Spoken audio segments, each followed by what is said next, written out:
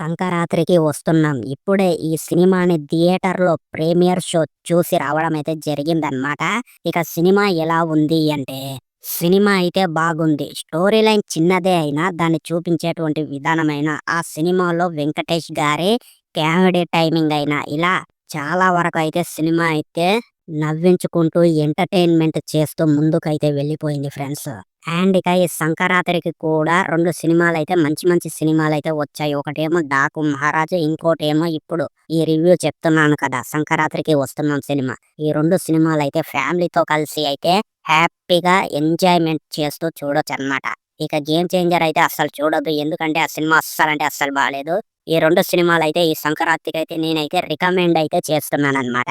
And ఇక మన వెంకటేష్ తాతయ్య కూడా 'నారప్ప' లాంటి బ్లాక్ బస్టర్ హిట్ సినిమా తర్వాత అన్ని పక్కేరి సినిమాలే తీశాడు. 'ఎఫ్3' అని అలాగే ఒక వెబ్ సీరీస్ తీశాడు కదా! 'గలీజ్' వెబ్ సీరీస్. అప్పుడు ఆ వెబ్ సీరీస్ కూడా చూసినోళ్ళు ఫ్యామిలీ మెంబర్స్ చూసినోళ్ళు కూడా ఏమన్నారంటే, వెంకటేష్ గారు ఏంటి ఇలా తయారయ్యాడు గాడిదలాగా అని అందరూ కూడా అప్పుడైతే మన వెంకటేష్ తాతయ్యనైతే ట్రోల్స్ అయితే చేశారనమాట. ఫ్యామిలీ ఆడియన్స్ కూడా. కానీ ఇప్పుడు ఈ సినిమాలో మాత్రం అలాంటి బేకార్ సీన్‌లు లేకుండా సినిమా అయితే చాలా బాగా ఎంటర్‌టైన్‌మెంట్ చేస్తూ ముందుకు వెళ్ళి, అందులో ఉన్నటువంటి వెంకటేష్ తాతయ్య యాక్టింగ్ కూడా ఇరగదీసి పాడేశాడు అనేటువంటిదైతే క్షుణ్ణంగా చెప్పవచ్చు ఫ్రెండ్స్. అండ్ ఇంకా వెంకటేష్‌కి భార్య రోల్‌లో చేసినటువంటి ఐశ్వర్య రాజేష్ అమ్మాయి కూడా ఈమె కూడా బానే యాక్టింగ్ చేసింది అనేటువంటిదైతే చెప్పవచ్చు ఫ్రెండ్స్.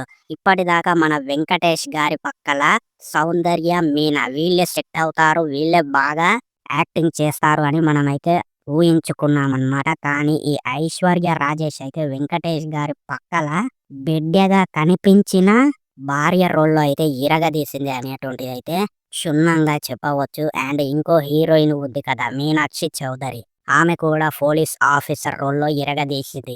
అండ్ ఇక ఈ ముగ్గురు ఉన్నారు కదా! వెంకటేష్ గారు, అలాగే మీనాక్షి చౌదరి, ఐశ్వర్య రాజేష్. వీళ్ళ ముగ్గురి ఫేస్ ఆన్ సీన్ వచ్చినప్పుడు అయితే చాలా కామెడీ జనరేట్ అయ్యిందనేటువంటిదైతే చెప్పవచ్చు ఫ్రెండ్స్. అండ్ ఇక మన వెంకటేష్ తాతయ్య గారు కూడా కొన్ని కొన్ని డైలాగ్స్ చెప్పేటప్పుడు అయితే నవ్వైతే విపరీతంగా అయితే వస్తుందన్నమాట. అండ్ ఇక మన డైరెక్టర్ ఈ సినిమాకి పనిచేసినటువంటి అనిల్ రావిపూడి ఉన్నారు కదా!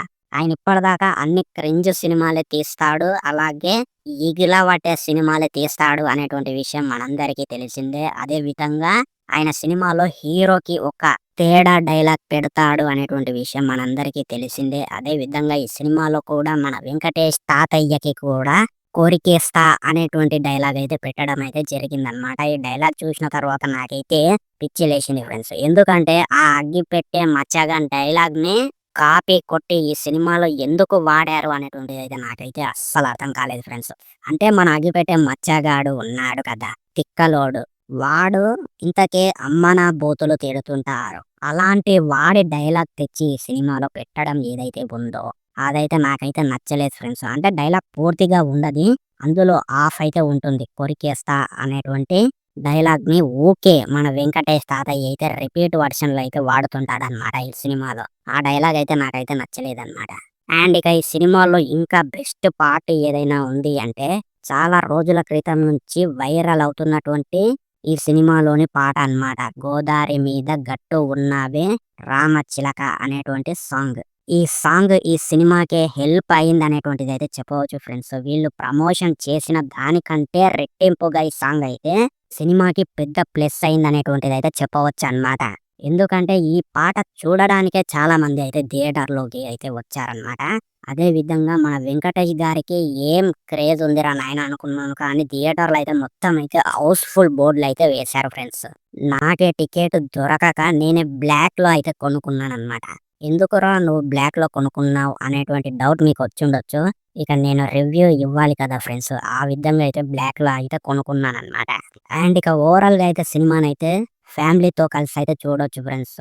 మీ ఇంటికి వచ్చినటువంటి చుట్టాలతోటి, ఫ్యామిలీ ఆడియన్స్ తోటి అందరూ కలిసి సినిమాకైతే వెళ్ళండి. చాలా అంటే చాలా ఎంజాయ్ చేస్తారు. కామెడీ తోటి అయినా, ఎంటర్‌టైన్‌మెంట్ తోటి అయినా. 'డాకు మహారాజు' సినిమాకి కూడా వెళ్ళండి. ఆ సినిమా కూడా చాలా అంటే చాలా బాగుంది.